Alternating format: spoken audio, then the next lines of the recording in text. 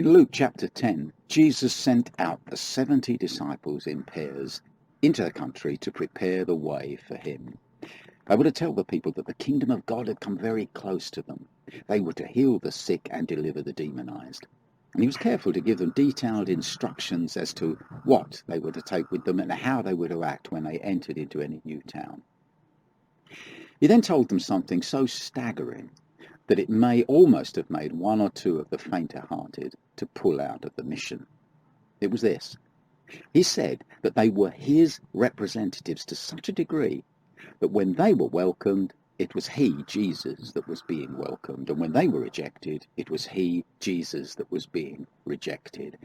What an honour and what a responsibility. They must have felt the weight of that responsibility. But think of the risk that Jesus was taking. He was taking personal responsibility for 70 men and was content to give them the minimum of instructions and the maximum of freedom. In other words, Jesus trusted them. And there was more, much more. When they were received, it was as though he, Jesus, was received, and when he was received, it was as though God the Father was being received. And when they were rejected, it was Jesus rejected, it was the Father rejected, and so on. Jesus was putting his reputation as well as his Father's reputation on the line. This is called trust. Now, it's an immense victory over cynicism.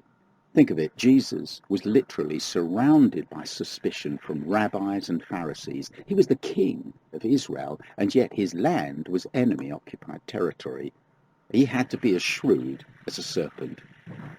But, and this was the victory, he never lost the art of trusting.